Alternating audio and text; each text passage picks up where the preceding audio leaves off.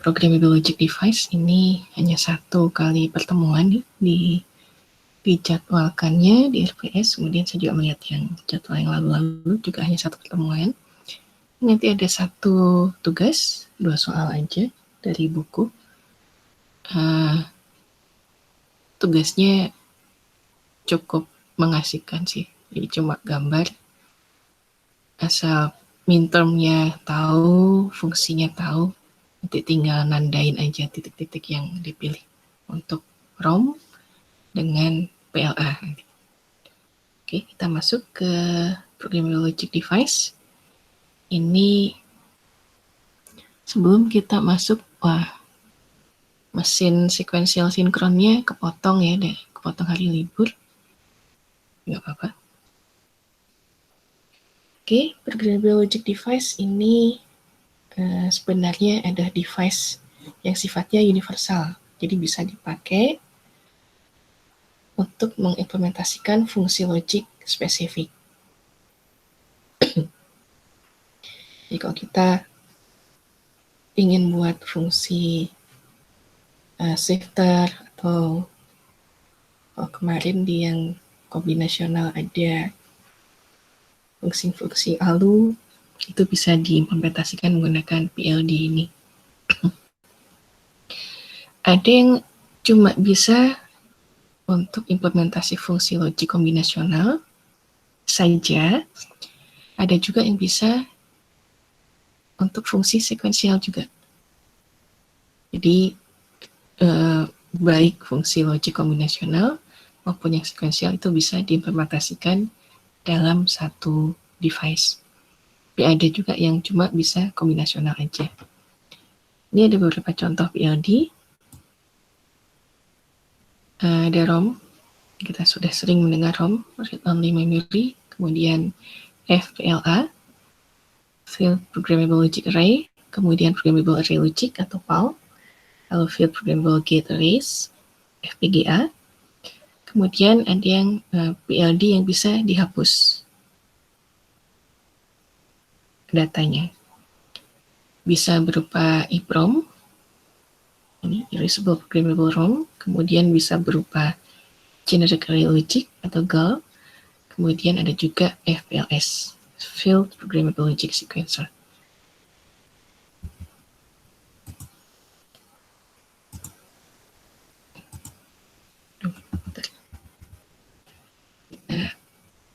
Ke ROM.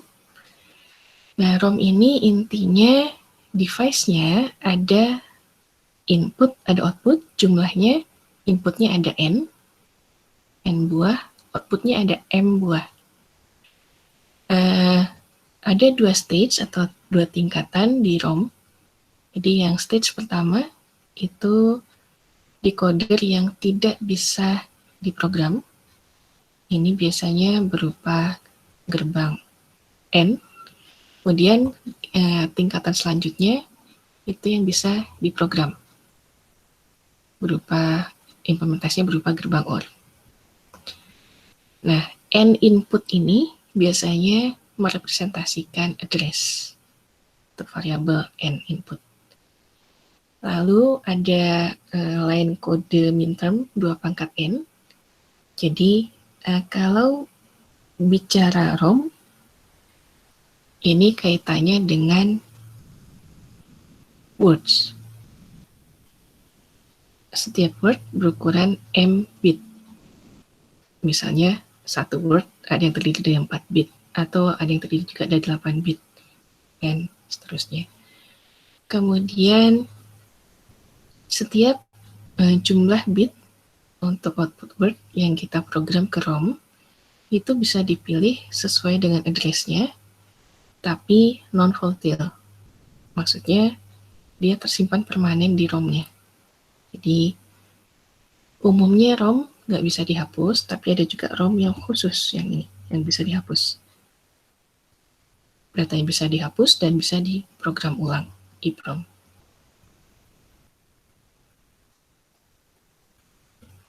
Nah, ini contoh diagram blok yang umum untuk ROM. Jadi bagian yang ini N sampai 2N ini berupa address decoder. Biasanya diimplementasikan dalam gerbang N. Kemudian stage selanjutnya, tingkatan selanjutnya, ini yang bisa diprogram. Nah, biasanya implementasinya dalam array gerbang OR. Ini fungsinya berupa memori. Kalau yang stage pertama, ini fungsinya sebagai address. Jadi ini bentuk umumnya, untuk diagram bloknya, 2 pangkat N diwakili oleh decodernya, kemudian M-nya ini diwakili oleh memori, array memorinya. Jadi nanti kalau ada N input, N address, input address, ini nanti kaitannya dengan line kode mintermnya yang di sini, penghubung antara bagian address dengan memori, kemudian outputnya sebanyak M buah. Nah, dari sini ada perumusan ini.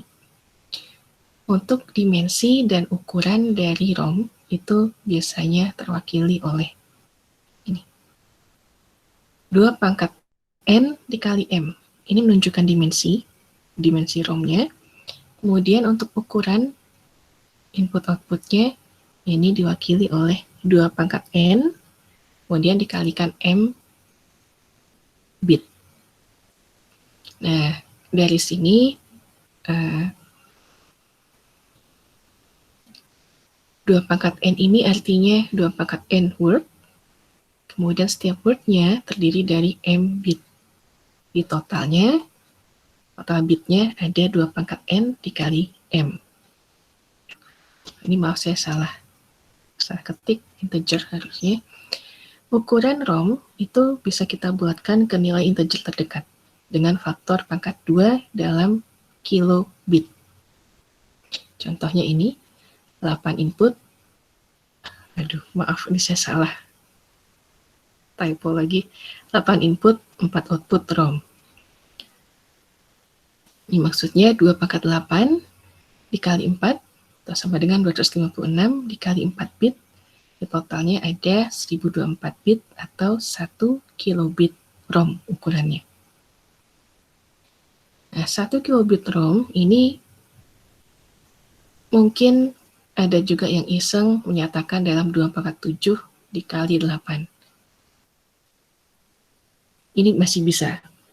Tapi jangan sampai menyatakan dalam 2 pangkat 6 kali 16. Kalau yang sebelah kiri, 2 pangkat 7 kali 8, ini masih sesuai dengan kaidah. Jadi kalau sudah 2 pangkat 6 kali 16, ini penulisannya tidak sesuai dengan kaidah, karena kita melihat M-nya, word-nya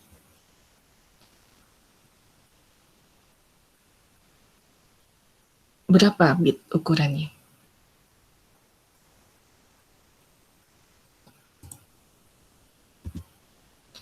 Dan ini contoh,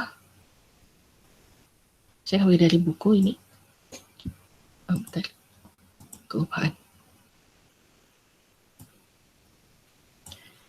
Ini contoh untuk ROM yang programmable. Jadi yang programmable maksudnya bagian OR-nya aja ini. Yang bagian decodernya ini tidak programmable. Ini contoh ROM yang masih belum kita program, yang masih belum ditentukan nanti hubungan dari sini, keluaran dari address ke outputnya itu seperti apa. Ini dalemannya untuk PROM yang belum diprogram.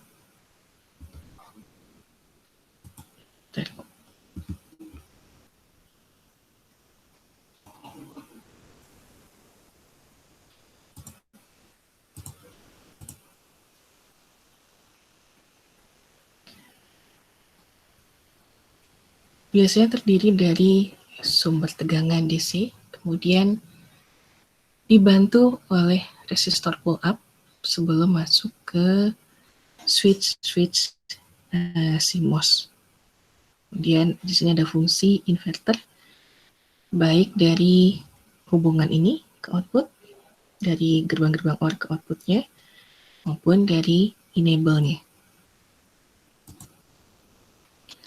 Dan ini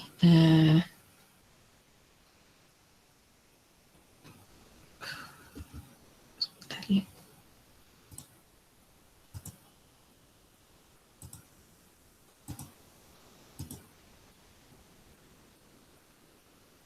Dan ini yang lebih detail lagi gambarnya dibanding yang ini.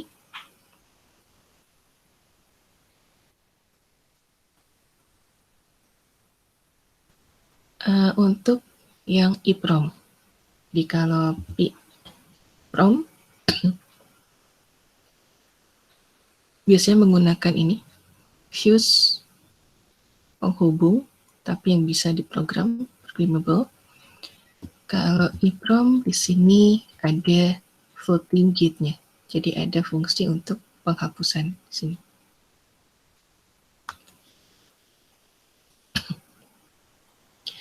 Nah,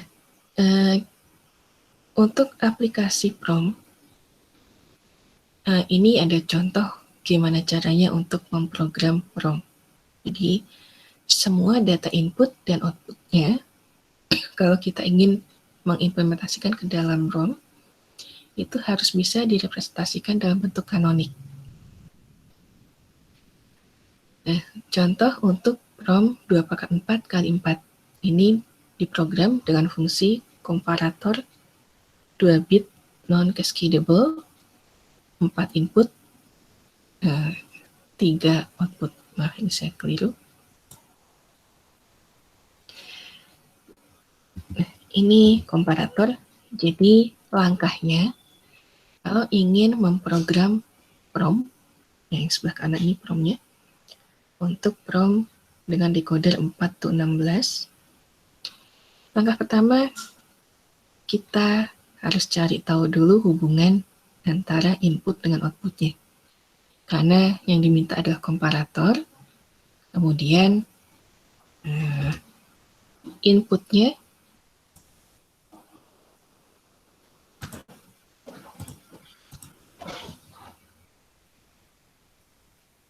di sini masing-masing A dengan B-nya 2 bit. Jadi ini outputnya akan ada 3. Apakah A-nya lebih besar dari B, A-nya sama dengan B, atau A lebih kecil dari B. Jadi nanti, karena masing-masing A dengan B ada 2 bit, berarti inputnya di sini A-nya A0 dengan A1, B-nya B0 dengan B1. Ini dengan asumsi input-outputnya high. Nah, kemudian outputnya kita lihat di sini ada 3. Mewakili A lebih besar dari B, kemudian A sama dengan B, dan A lebih kecil dari B. Ini ada sisa matriks yang tidak terpakai oleh fungsi outputnya. Jadi ini dipakai untuk fungsi enable-nya. Maaf, ini tidak dipakai, maaf. Enable terhubung ke masing-masing output ini. Jadi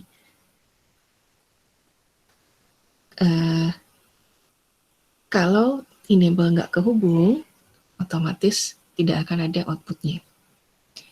Kemudian kita lihat di sini inputnya 4, kemudian decodernya tuh 16. Fungsi di sini masing-masing mewakili 1, 2, 3, 4. Pas 16 juga. Kemudian kita lihat masing-masing. A lebih besar dari B. Kita lihat di sini yang outputnya 1 di sini AB-nya 1, 0. Maaf. Untuk fungsi, maaf ya, saya sambil ingat-ingat lagi. Jadi cukup seperti ini. Kemudian ini nanti kita masukkan ke matriks ini. Jadi kalau kita lihat di sini, kita urutkan ini 4. Nah, di sini yang ditandai. Kemudian kita lihat lagi di sini. Sini mewakili 8. Ini kita hitamkan, kita hubungkan. Yang di sini lebih besar dari B, 101, 9, 9 di sini. Kemudian 12, 13, 14. Nah, ini. Jadi ambil kalau satu ini A lebih besar dari B, ambil yang sesuai. Outputnya 1, itu yang kita tandai. Sekarang bergeser A sama dengan B, kita lihat masing-masing. Outputnya pas di sini. 0, kemudian 11,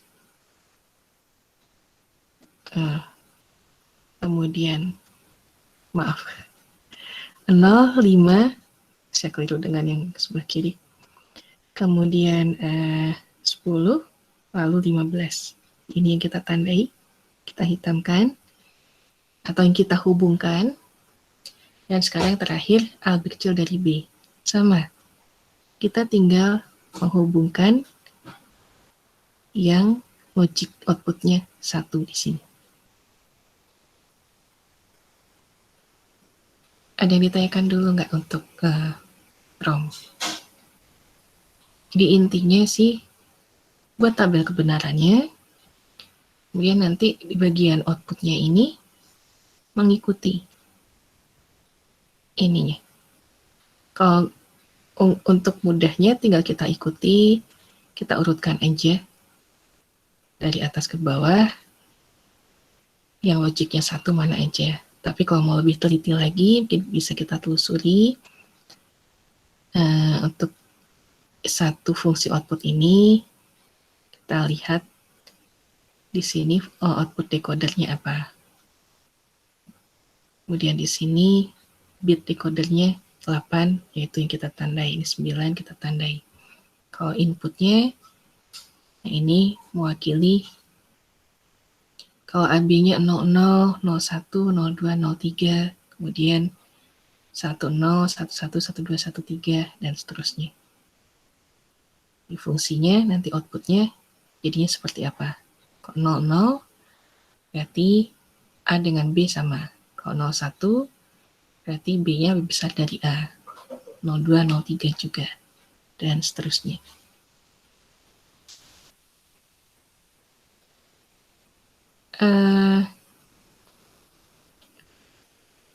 Kalau yang pernah dapat di kelas, ada yang pernah ngambil kelas Bu Ratna nggak di sini?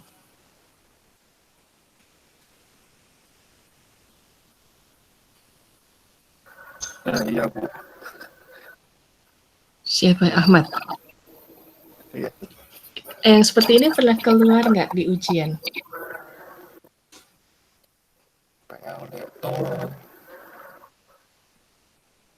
Lupa sih, Bu. Tapi kalau menurut saya sesudah UTS itu lebih banyak ke flip-flop sih, Bu.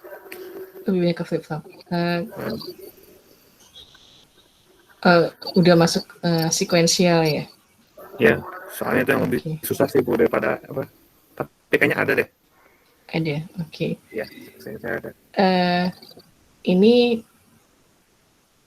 dulu lumayan ya, karena banyak sekali materinya. Saya juga sempat ini, saya lupa pas UTS atau UAS, yang ROM kita harus belajar, PLA juga belajar, FPGA juga belajar.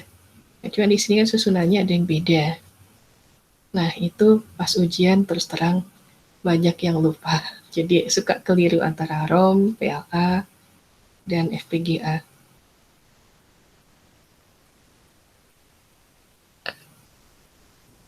Cuma ya memang sekuensial itu digabung juga pas UAS waktu saya dulu dengan Bu Ratna. Tapi kalau sambil ngeliat buku, ini sebenarnya gampang sekali. Cuma kalau close book ya lumayan, karena harus nginget-nginget yang ini yang mana ya, yang FPGA yang seperti apa. Ini tugasnya nanti nomor 7.1, bab 7, nomor 1. Dan satu lagi nanti nomor 7.5. Jadi yang nomor 1 ROM, yang 7.5 yang PLA. Saya ngambil 2 soal aja, tugasnya perorangan kalau ini, di nggak kelompok. Nah, yang kelompok kita konsentrasi ke yang lebih sulitnya ya, yang kombinasional dengan yang sekuensial yang setelah ini. Sampai sini dulu gimana ya, Rom?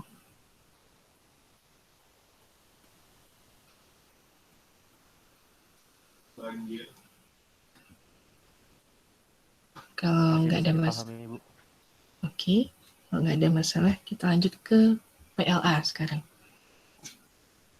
Programmable Logic Array. Kalau tadi Rom, itu aturannya 2 pangkat N kali M. Kalau PLA, aturannya ini.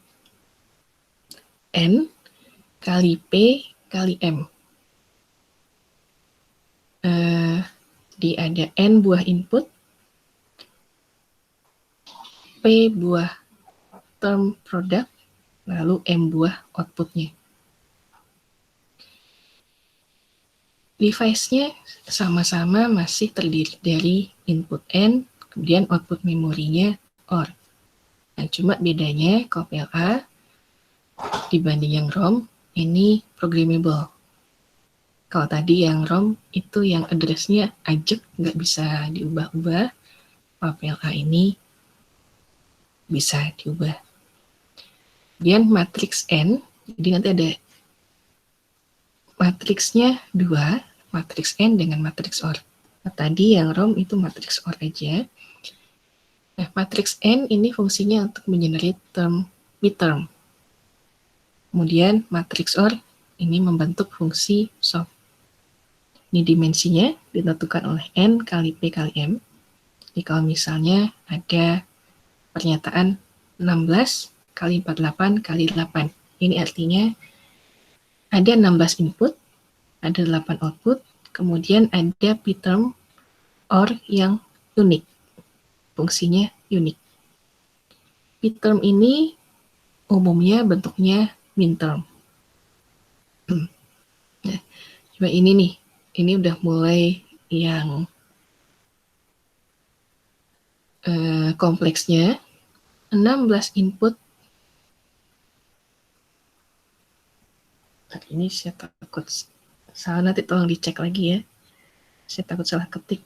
16 input ini maksudnya, ini ROM-nya nanti tolong dicek lagi. 16 input ini maksudnya outputnya kemungkinannya bisa dalam 2 pangkat 16 kalau dalam ROM. Atau kalau dinyatakan di sini, ini kalau misalnya kita ibaratkan sebagai ROM, ini 16 input, ini outputnya, ini berarti ada 2 pangkat 16 atau 65.536 min-term. Nah, kalau di PLA ini dibatasi. 16 input, kemungkinannya bisa segini, jumlah min-term di bagian tengah ini. Tapi biasanya ada pembatasan. Nggak semuanya dipakai juga. Jadi tergantung dari fungsi yang akan kita implementasikan. Ini diagram blok untuk PLA. Ini menggambarkan inputnya, kemudian array N-nya, programmable,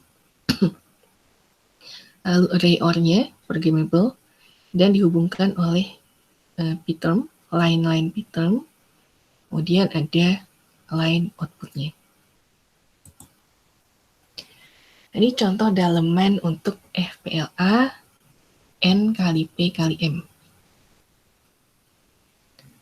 Nah, ini N input, kemudian ini M output. Nah, di sini P p-term untuk p-termnya, fungsi p-term. ini stage N bisa diprogram, berbeda dengan ROM tadi. Kemudian stage OR-nya bisa diprogram juga, sama seperti yang OR.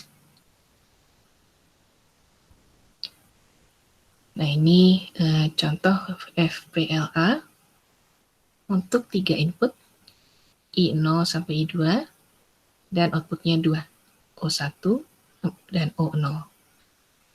Dan di sini ada p-termnya, kebetulan yang dipakai hanya 1.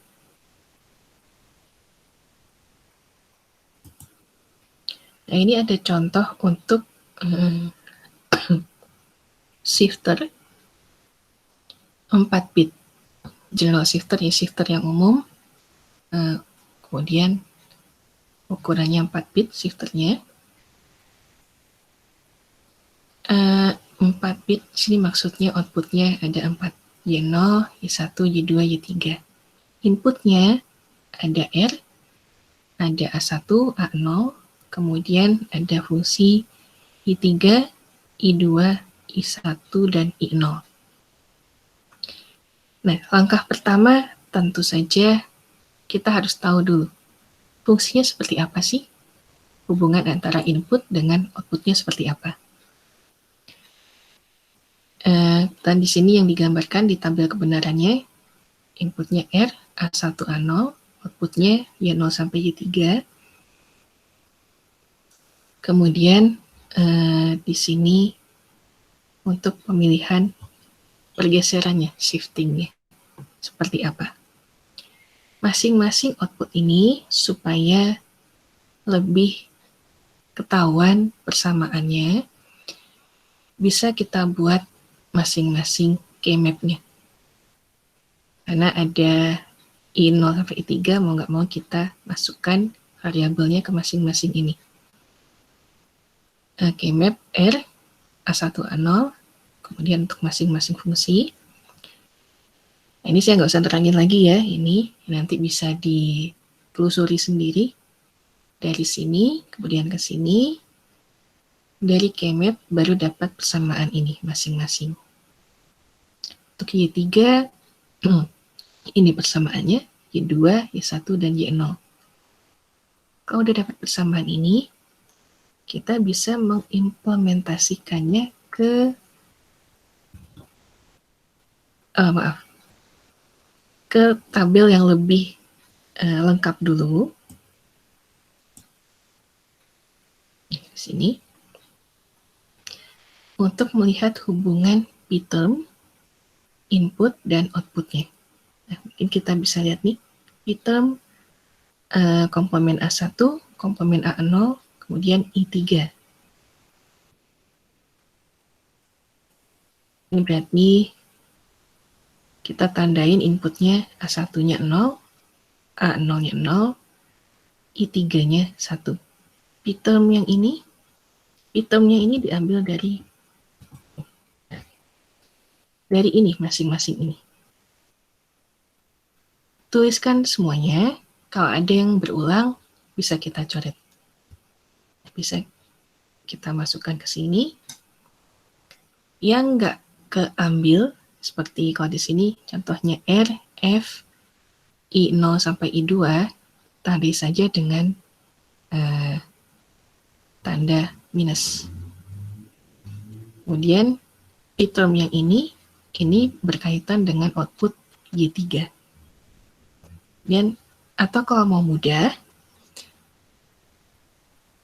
untuk tabel kebenaran yang lengkap ini, tabel p-termnya ini, kita tuliskan outputnya dulu nih. Y3 sampai Y0.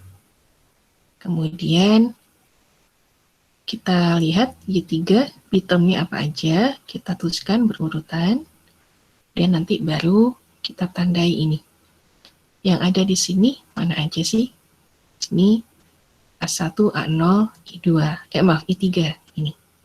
Kemudian yang p-term kedua, ada A1, A0, ini I2. Yang p-term yang ini A1, A0, I1, yang ini A1, A0, I0. Lalu nanti lanjut ke output Y2.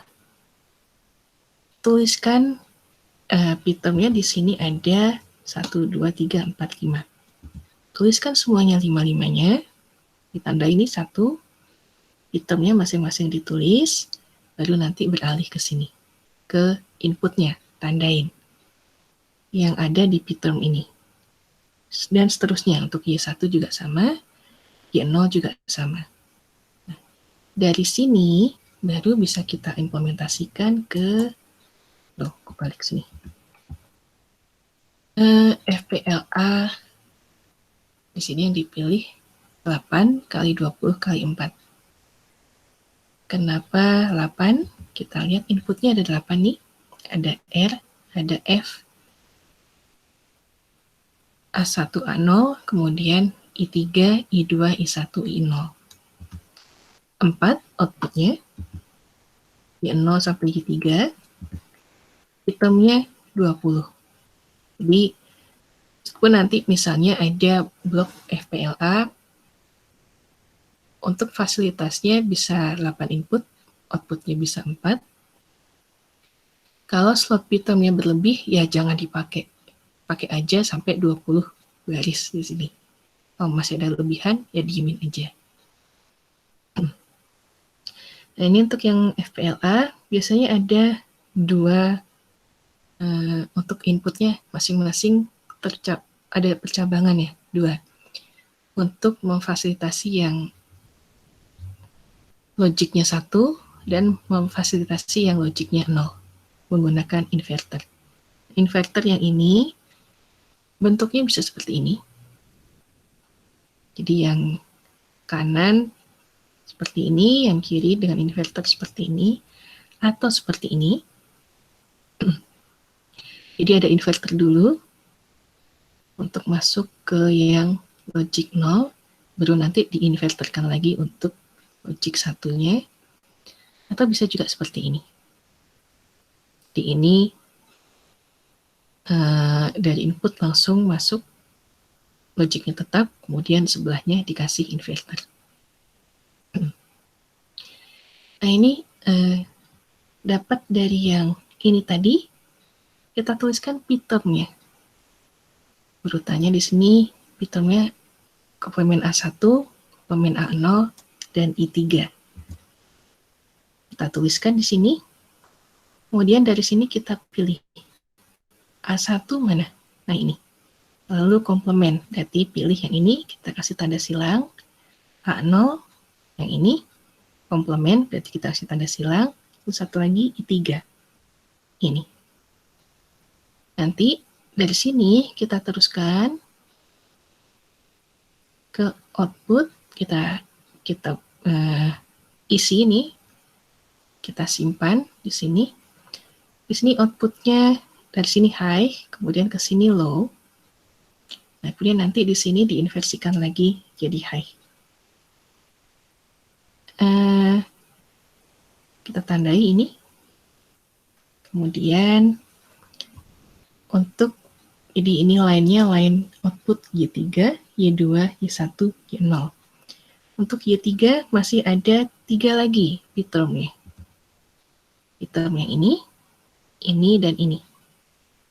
Masing-masing kita tuliskan untuk bantuan. Kemudian kita beri tanda silang yang sesuai. Di sini A1 komplemen, lalu A0, lalu I2. Kemudian kita teruskan ke sini, kita simpan. Dan pitem yang ketiga, A1, A0 yang komplemen, kemudian I1. Kita tandai, dan pitem keempatnya A1, A0, I0. Kita tandai. Terus setelah itu, langsung hubung ke output Y3. Untuk output Y2, kita lihat pitemnya di sini. Nih, 1, 2, 3, 4, 5. Pitem kedua, mulai dari sini. Pitem kedua, output 2 untuk pitem yang pertamanya sama seperti tadi langkahnya. Inputnya apa? Kita kasih tanda silang, kemudian kita teruskan, kita simpan. sampai pitemnya keambil semuanya. Kemudian untuk output Y1 juga sama. Tuliskan semua pitemnya, kita tandai yang berkaitan inputnya, kemudian kita simpan di matriks OR-nya untuk terhubung ke Y1. Yang Y0 juga sama. Nah ini yang saya dulu suka keliru kalau ujiannya close book. Ini FPLA atau ROM? Saya kebetulan bukan orang yang suka menghafal, saya lemah menghafal, jadi ya ini kelemahannya. Kalau makin dijejel, dan biasa saya dulu juga kalau belajar SKS, kadang SKS-nya sistem kebut sejam, yaitu pas ujian juga langsung buyar. Jangan ditiru ya, saya. Untuk FPLA, gampang ya? Kalau sambil lihat buku. Jadi, saya dulu masalahnya sih lupa ininya, bentuk-bentuknya. Cuman prinsipnya ini, jadi kita tentukan inputnya apa saja, outputnya apa, kemudian hubungannya antara input dengan output, p-termnya apa saja. Nanti diimplementasikan ke sini. Oke.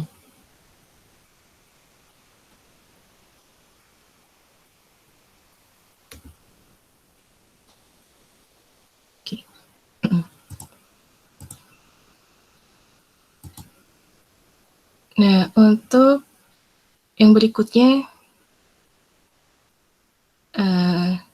kalau tadi sudah ada ROM, ada PLA, sekarang ada yang Programmable Array Logic. Nah, kalau ROM, ini yang bisa diprogram cuma di ranah OR-nya aja. Kalau PLA, ranah N maupun ranah OR, itu bisa diprogram dua-duanya. Nah, kalau PAL, yang bisa diprogram cuma bagian N-nya aja.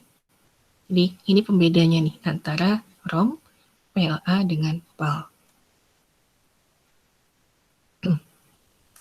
Nah, ini contoh untuk PAL 8x20x4, tapi yang belum diprogram. Di sini kita lihat ini ranah N-nya, kemudian ini untuk line p-term-nya, kemudian di sini untuk ranah OR-nya. Nah, ini bisa kita lihat ranah OR-nya ini sudah biasanya sudah terisi, ini nggak bisa kita utak-atik lagi nih, nggak bisa kita program seperti PLA. Jadi karena sudah terisi, jadi sudah ada slotnya. Oh, output 0, slotnya ini, 5 ini. Output 1, slotnya ini, output 2, output 3. Karena sudah nggak bisa kita utak-atik lagi, yang kita utak-atik di sininya. Bagian input, kemudian bagian p-term-nya. Nanti ke sini ya, mana saja nih yang seharusnya ada dan nantinya bisa diteruskan ke bagian output.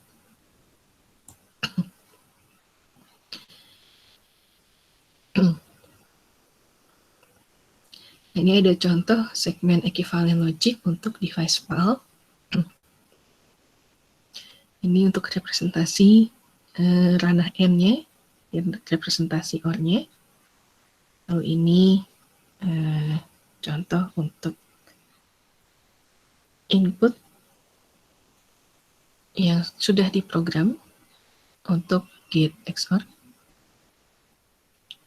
Kemudian di sini kalau digabungkan dengan clock dan flip-flop. Kemudian nanti di sini output totalnya.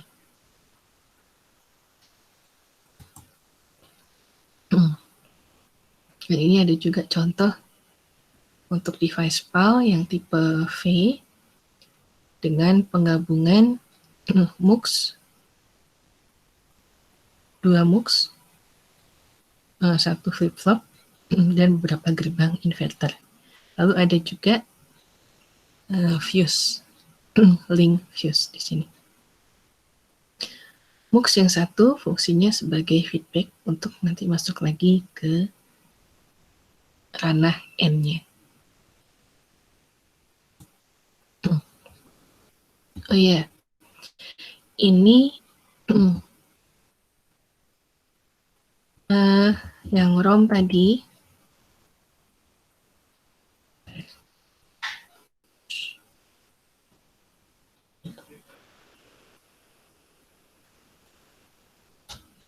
yang contoh ROM ini, kemudian yang PLA ini asumsinya kalau input dengan outputnya sama-sama high. Gimana kalau misalnya ada input yang aktif low, misalnya ada 4 input, tapi 1 input aktif low, yang 3 lainnya aktif high, kemudian ada output, misalnya outputnya 2, yang 1 aktif high, yang satunya aktif low. Nah ini kita nggak bisa langsung implementasi ke sini. Jadi ada algoritmanya sendiri untuk input dengan mix logic, baik ROM, PLA dengan PAL. Ini ada 2 aturan ini. Jadi kalau inputnya mix logic, kita komplementkan setiap bitnya pada kolom untuk input yang aktif low. Atau menggunakan inverter. Nah ini kalau kalian lihat di soal-soal di buku, itu ada yang soalnya jangan menggunakan inverter. Nanti harus menggunakan cara yang nomor 1. Tapi kalau dibolehkan menggunakan inverter, ya ini, pakai cara nomor 2, dengan catatan jangan komplementkan bitnya. Karena nanti kalau dikomplementkan, ya balik lagi fungsinya, fungsi inverternya jadi tidak terpakai. Kemudian untuk output, ini terbagi 2. Yang ROM, ini algoritmanya sendiri. Kalau untuk PLA dengan PAL, itu bisa sama algoritmanya. Nah, untuk yang ROM, ada 2 cara.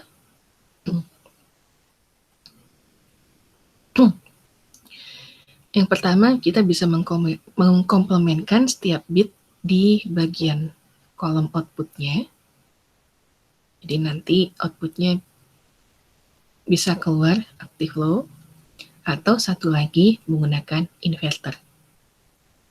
Nah, kalau pakai inverter, ya jangan dikomplementkan. Tapi kalau tidak ingin menggunakan inverter, komplementkan. Untuk ROM, baik input maupun output aturannya sama. Nah, kalau untuk PLA dengan PAL, ini berbeda sendiri.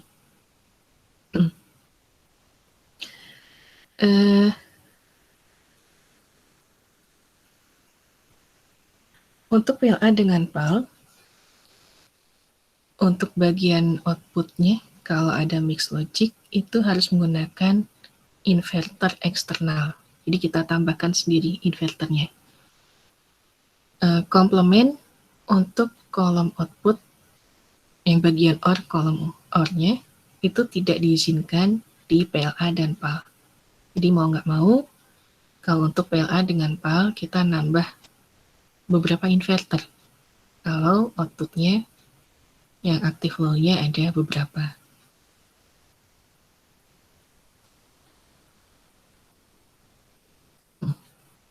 Ini ada contoh untuk yang multiple PLD.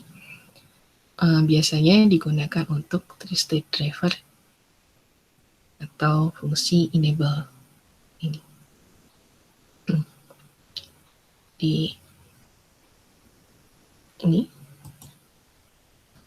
Kemudian ada juga PLD dengan inputnya ada N buah menggunakan tambahan decoder. Jadi kalau PLD-nya ada beberapa, kemudian inputnya terbatas cuma beberapa, kita bisa menambahkan decoder untuk nantinya mana sih outputnya, PLD mana yang aktif sesuai bitnya nanti. Kemudian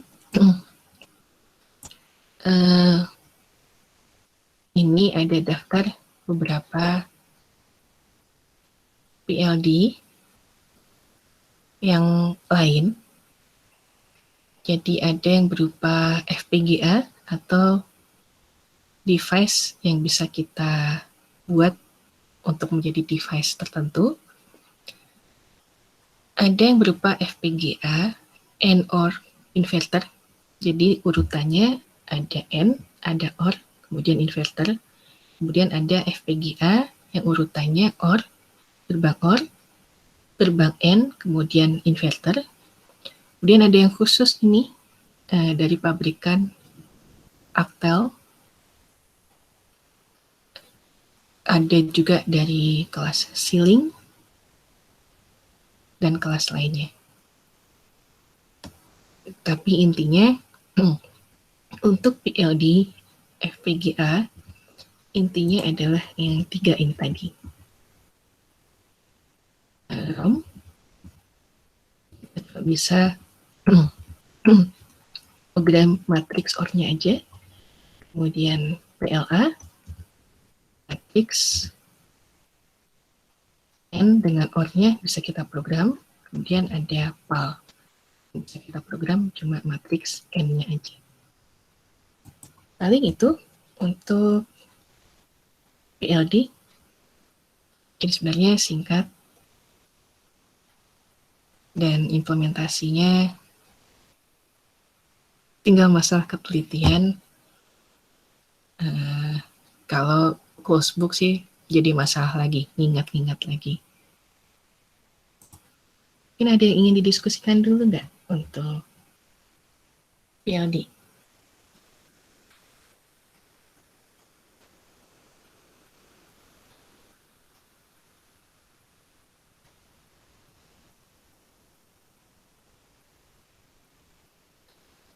Kalau nggak ada, bentar. Saya buka dulu ini. Bentar ya.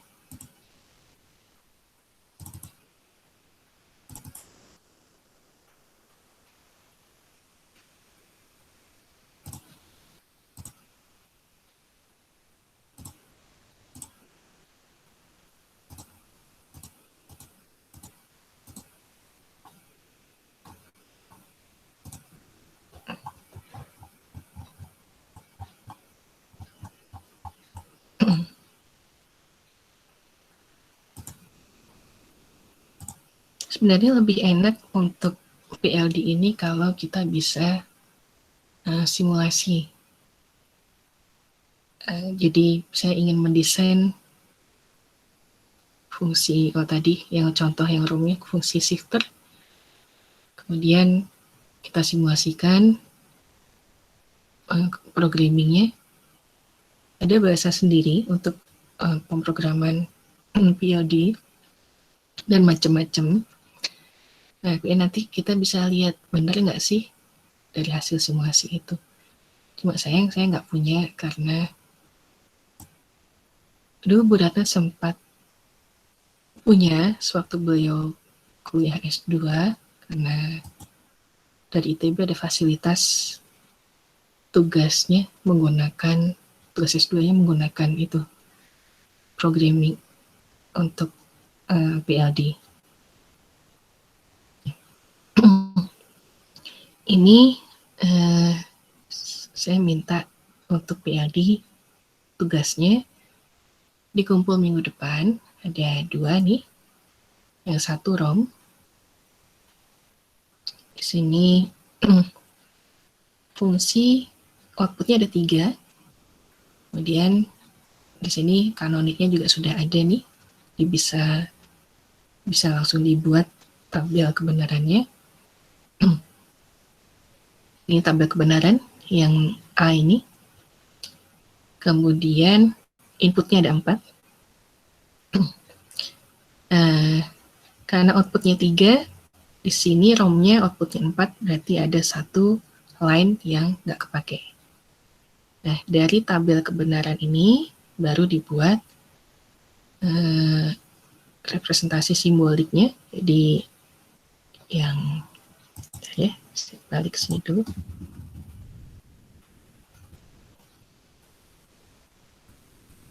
Yang ini, yang sebelah kanan ini.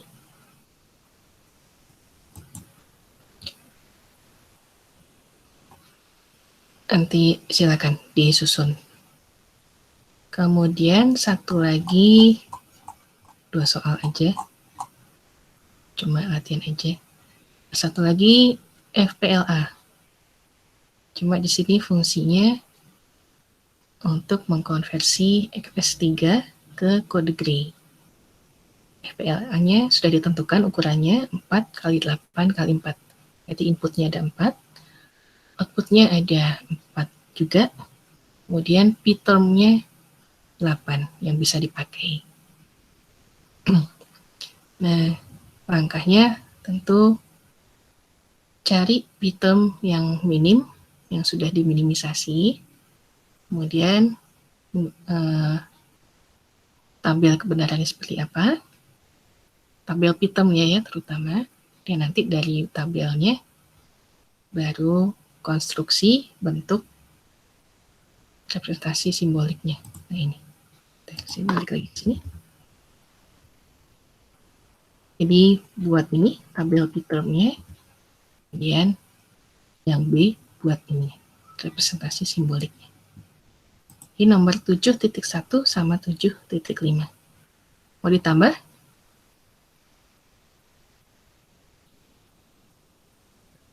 Dicoba dulu aja, Bu. Oke, 2 aja dulu ya. Kalau mau ditambah satu lagi mungkin yang PAL, tapi udahlah nggak usah aja. 2 aja. Oke, mungkin itu saja. Ada yang ingin didiskusikan nggak untuk PLD?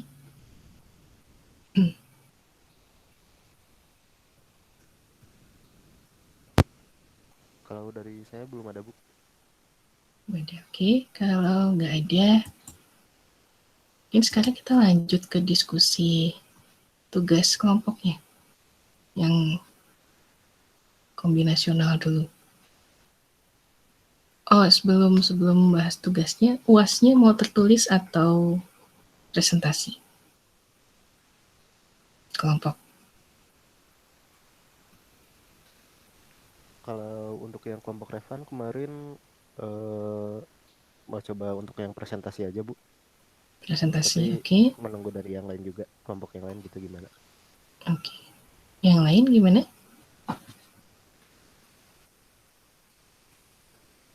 Kelompok yang lain?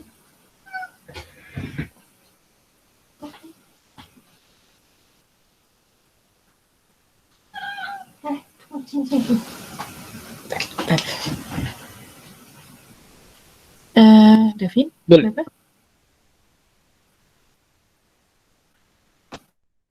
Kalau boleh tahu pilihannya apa aja, Bu, selain tertulis biasanya? UAS-nya, ya tertulis Iya, Bu. atau presentasi kelompok.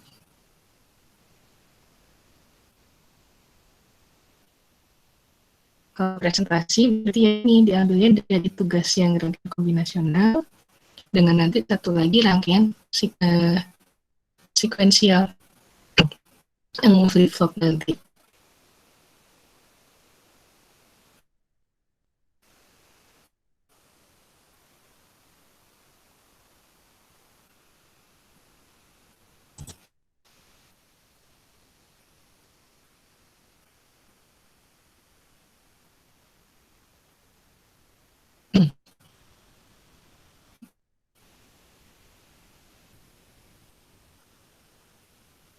Gimana yang kelompok lainnya?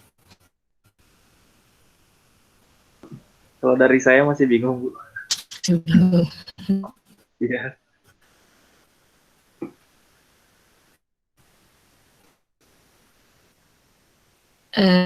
Kalau tertulis, paling konsekuensinya nanti kan belum tahu nih ujiannya soalnya yang mana yang dikeluarkan. Jadi nanti bisa ngacak juga untuk yang kombinasional dengan sekuensial. Mungkin ada kelompok yang bahas itu pas ujian keluarnya device itu, misalnya kemarin adder, sementara kelompok lain nggak bahas adder. Jadi yang satu kelompok menguasai sekali cara merancang adder, yang kelompok lainnya mau nggak mau harus ngejar. Yang sekuensial juga sama. Misalnya untuk register. Satu kelompok ada yang bahas register, kelompok lainnya bahasnya yang lain. Tiba-tiba di ujian keluarnya yang register, ya kerugiannya ya yang kelompok lain yang nggak bahas register harus ngejar cara merancang register seperti apa. Nah itu, paling kalau tertulis itu. Sama yang PLD, kalau PLD sih semuanya pasti bisa ya. Nah, kalau presentasi, jadi nanti ini tugasnya 2 nih yang untuk kelompok, yang sekarang rangkaian kombinasional, kemudian nanti yang selanjutnya yang rangkaian sekuensial. Pas UASnya bergantian, satu kelompok, misalnya yang kombinasional, bahas yang perancangan apa, atau misalnya kalau kelamaan nih, yang kombinasional bisa kita atur di luar waktu UAS, jadi waktu kuliah. Dan yang sekuensial khusus untuk yang UASnya. Jadi kalau misalnya takut terlalu lama waktu UASnya, ini nanti semuanya tahu lebih detail cara merancang device. Misalnya tadi adder, oh kalau ada kasus seperti ini, cara merancangnya seperti ini. Kalau register, oh ternyata langkah-langkahnya seperti ini. Ini terserah kalian mau yang mana nih, tertulis atau presentasi.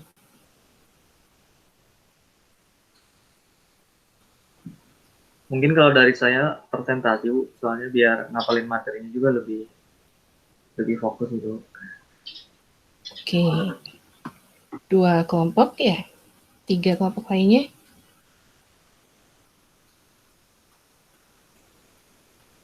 Kalau dari saya sama Bu, presentasi. Presentasi. Ini kelompoknya beda nih. Davin dengan Ananda. Beda Bu, Beda. Oke. beda Bu. 3 kelompok. 2 kelompok lagi gimana? Presentasi, Bu. G2 sudah berdiskusi dan setuju untuk presentasi, Bu. Oke, jadi semuanya mau presentasi? Ya, Bu. Oke. Nah, sekarang kalau presentasi,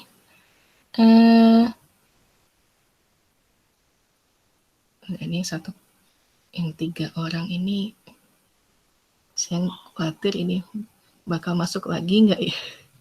Setelah saya masukkan satu kelompok aja. Kalau presentasi, kalau misalnya saya kasih waktu 3 jam, jadi satu kelompok, 6 kelompok, satu kelompok setengah jam, cukup nggak untuk bahas dua-duanya, kombinasional dengan sekuensial?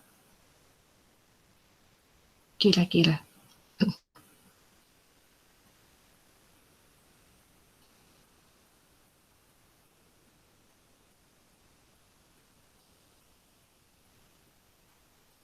Mohon maaf Bu, bisa diulang tadi gimana? Kalau misalnya pas UAS, saya kasih slot waktu tiap kelompok 30 menit, setengah jam. Cukup nggak setengah jam itu untuk membahas yang rangkaian kombinasional dan rangkaian sekuensial? Atau kurang waktunya?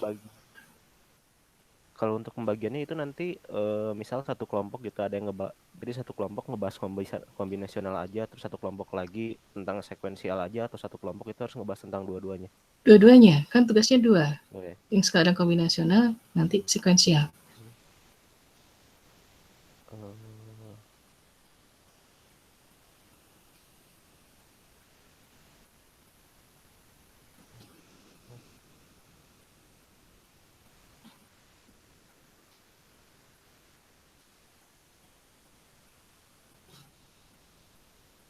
Kalau kira-kira nggak cukup, mungkin saya akan memadatkan yang rangkaian sekuensial, jadi cuma 3 pertemuan aja nih, bukan 4. Nanti seminggu sebelum UTS, itu kuliahnya kita isi yang presentasi yang kombinasional, kok UTS, UAS. Kemudian pas UAS-nya, itu waktu untuk presentasi yang sekuensialnya.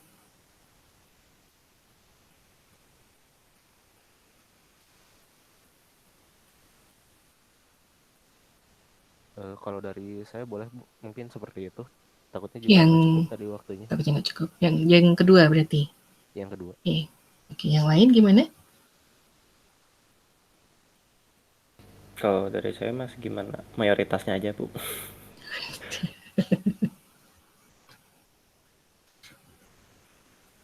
Ibu, nanti Ya? ada tanya jawab nggak ya? Pas presentasi. Bisa jadi ada. Kalau teman-temannya masih belum ngerti, pasti nanya-nanya tuh. Oh. Ya, paling kalau kayak gitu berarti pilihannya yang dua aja sih Bu. Yang dua, oke.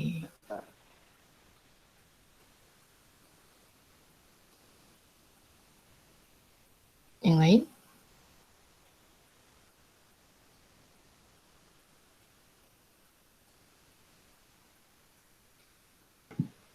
Kalau dari saya sama Bu yang kedua aja. Yang kedua.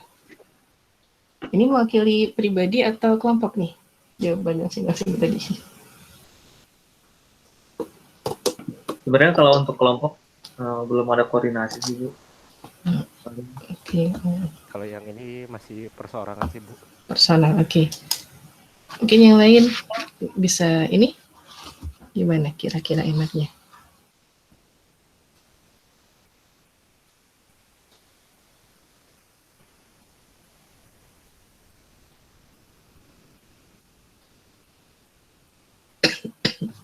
Bentar Bu, didiskusikan dulu.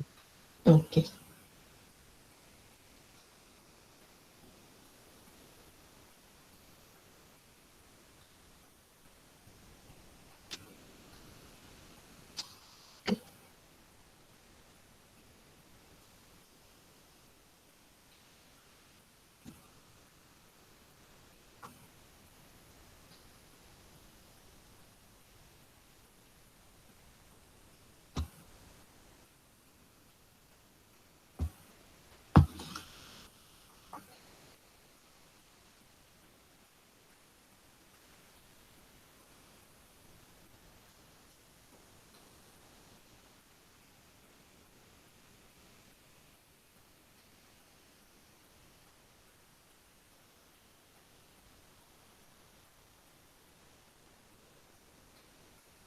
Ibu izin menjawab.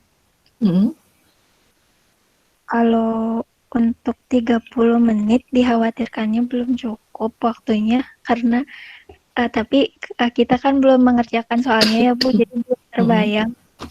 Mungkin sebaiknya yang pilihan kedua Bu, sama seperti yang lain. Oke, sementara pilihan dua dulu ya, mungkin ya. Ya Ibu. Terima kasih Bu. Karena masih, oke.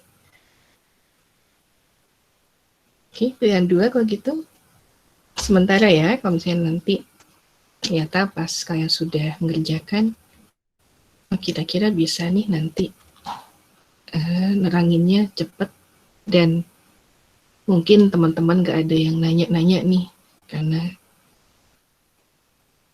mudah-mudahan kita neranginnya dimengerti. Ya nanti kita lihat. Bisa yang sebelum UAS-nya diisi dengan materi, itu bisa juga kita diskusi yang berkaitan dengan mata kuliah ini, dengan perancangan sistem digital. Kalau misalnya materinya sudah selesai. Sementara itu ya, jadi pas UAS sekuensial,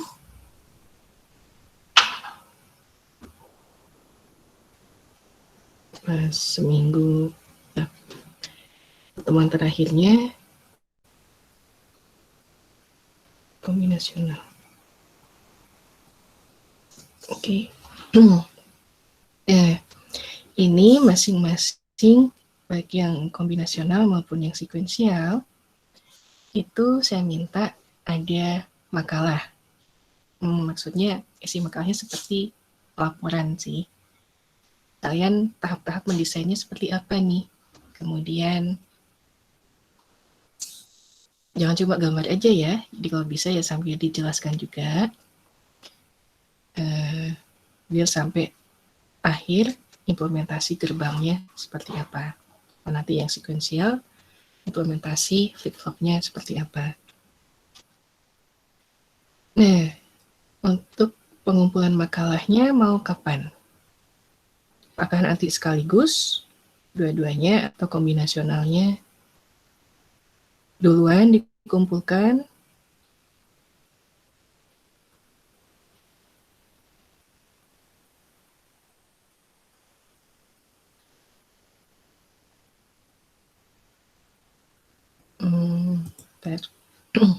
Saya lihat kalender akademik dulu ya.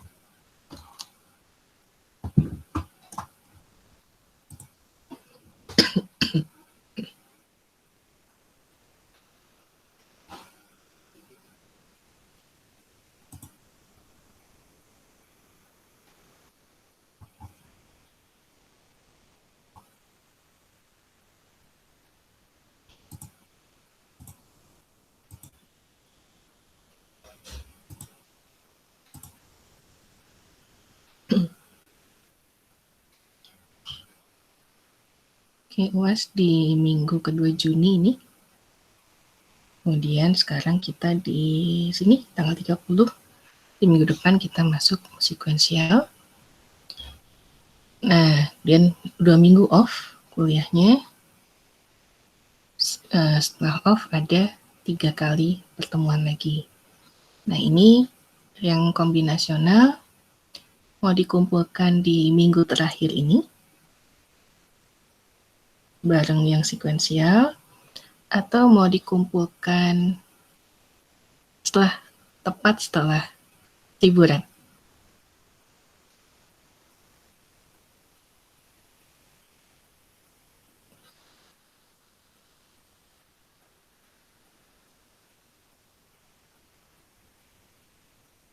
Gimana enaknya?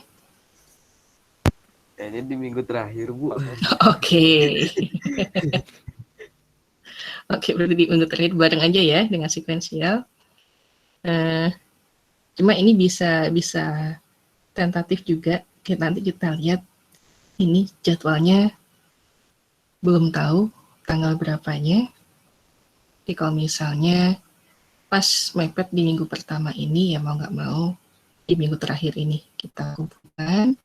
Tapi kalau di minggu kedua, kalian bisa mengumpulkan di pas minggu pertama UAS ini. Nah, yang sekuensial perlu waktu juga kan nantinya.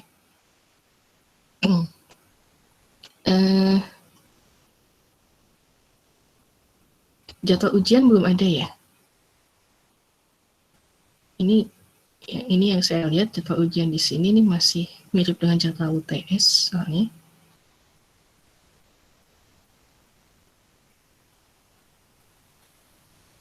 Tuh. UAS mulainya bukan 7:30 kan biasanya. Dan kita lihat lagi. Ini nggak bisa. Kalau di portal sudah ada. Di portal mana? Di portal mahasiswa jam 11 untuk persistik. Tanggal Jam 16 Juni. 11. Iya, tanggal 16 Juni. Oke. Ya, Bu. Nah, ini yang saya khawatirkan. UAS tuh kan 2 minggu. Nah, ini jadwalnya, kalau UAS tuh biasanya 8:30 kan ya, bukan 7:30. Dan kalau siang biasanya jam 1, bukan jam 11, dan nggak ada jadwal sore. Nah, ini saya masih takutnya ini berubah dibandingkan yang ini. Ini kita lihat nih. 14 sampai 21 Juni. Tadi. Sementara UAS itu harusnya tanggal 15, berakhir tanggal 25, tanggal 26 Juni. Nah, ini ada yang nggak sesuai di sini. Jadi ini nanti kita lihat. Takutnya ada perubahan. Oke, dikumpulkan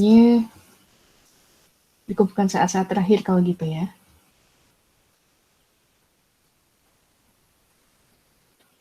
Sementara saya set dulu di minggu terakhir, tapi nanti kalau kita lihat jadwal UASnya, kalau ada perubahan, nanti saya ganti tanggalnya, tanggal pengumpulannya.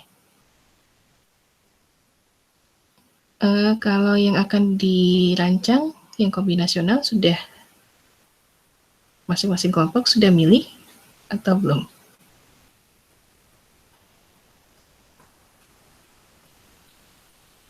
Belum, Bu.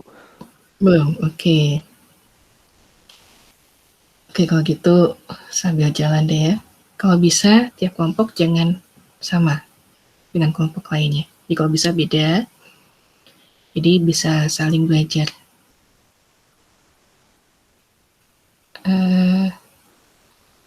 Mungkin gitu aja untuk masalah tugas. Atau ada yang ingin ditanyakan?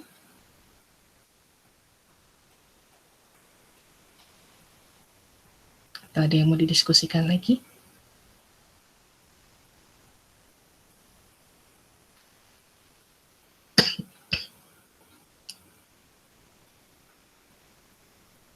Kalau nggak ada, kuliahnya sampai di sini saja. Terima kasih semuanya. Selamat pagi, selamat beraktivitas. Terima kasih kembali, Bu. Sama-sama. Terima kasih juga, Bu. Terima kasih. Sama-sama. Selamat pagi. Terima kasih Bu, izin meninggalkan Google Meet. Oke, sama-sama.